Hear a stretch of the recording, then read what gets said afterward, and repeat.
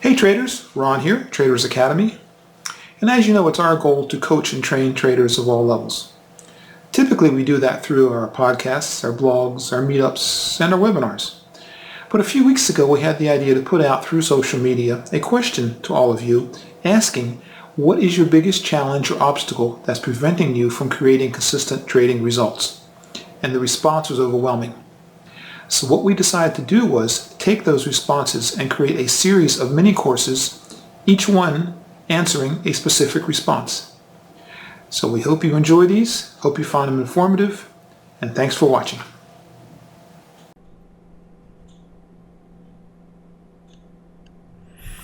In this mini course, we're addressing the issue of FOMO, and we're calling it a trader's fear of missing out.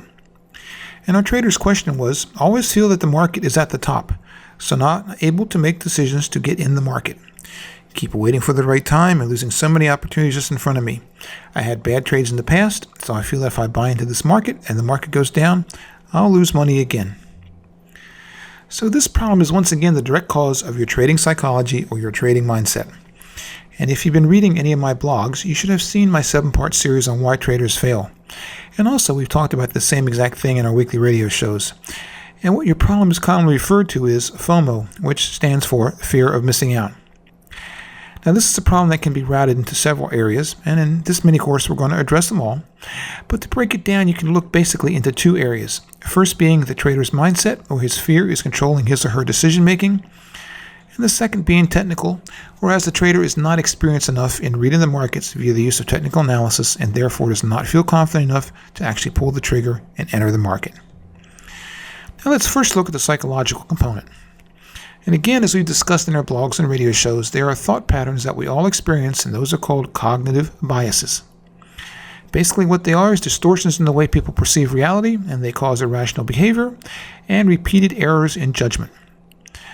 Now I feel that your problem is more routed into 2 of the 7 cognitive biases that we typically talk about, and the 2 that I'm thinking of are, one being loss aversion, which is the tendency for people to have a strong preference for avoiding losses over acquiring gains. The second being the sunk cost effect, the tendency to treat money that has already been committed or spent as more valuable than money that may be spent in the future. So let's look at the first one, loss aversion, which is the tendency for people to have a strong preference for avoiding losses over acquiring gains. When we're dealing with loss aversion in trading, we are totally being controlled by our emotion of fear. And as you've already stated, you've had bad trades in the past and taking losses in your trading. And now I would guess that these bad trades and consequent resulting losses have now combined in your subconscious to form one big painful loss. And for the average mindset, we associated taking losses with pain. And it's only natural that the human mind will go to any lengths to avoid pain. So it perceives that in this case, the best way to avoid taking another loss and the associated pain is to prevent the trader from making the decision to actually place a trade. So the trader becomes frozen. Then there's the sunk cost effect, the tendency to treat money that has already been committed or spent as more valuable than money that may be spent in the future. So now in this case, the trader is basically trapped in their past. As before, the accumulated past losses have formed such a large center of pain that all of their attention is focused on that pain. So they become blind to any new market information. They're not able to process any of the new information the market's providing them, and every bit of new market information is perceived as danger. So once again, the mind, still trying to avoid any new pain, stays focused on those past losses and avoids taking any new trades.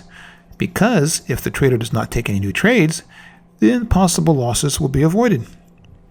So how does a trader get past this? Well, first the trader must have a well thought out trading plan. This has to be written by the trader and not borrowed from somebody else.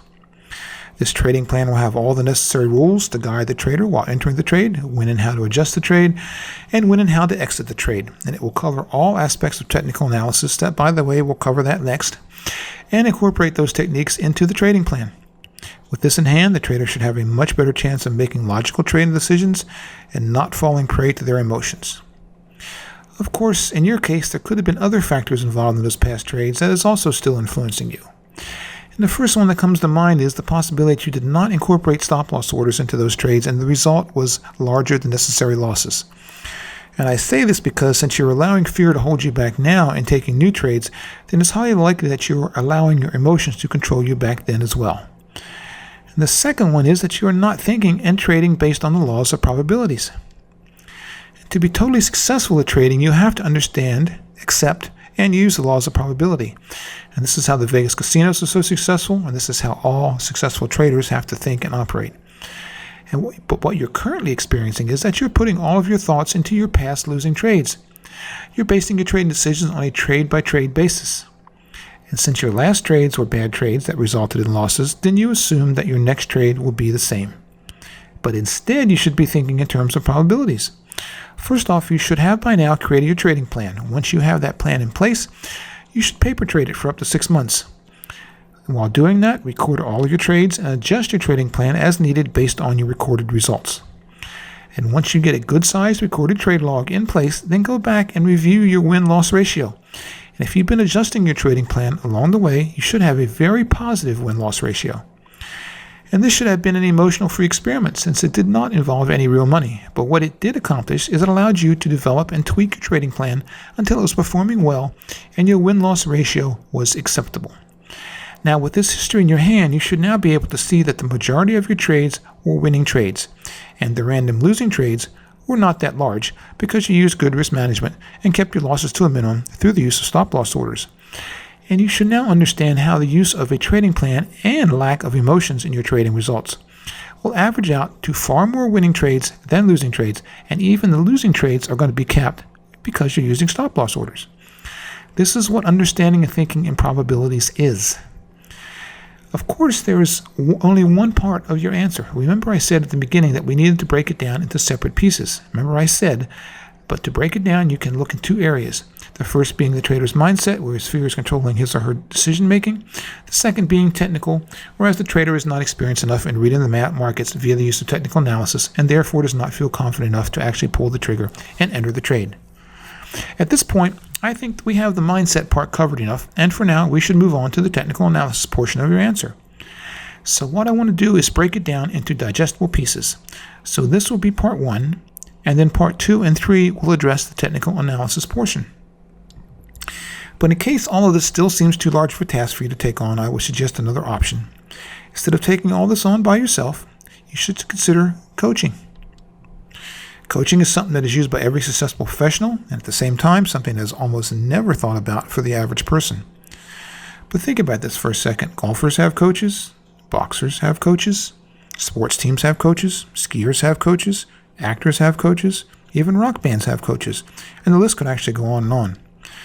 And one thing you may not know is that traders have coaches too. In fact, I can promise you that all successful professional traders have coaches.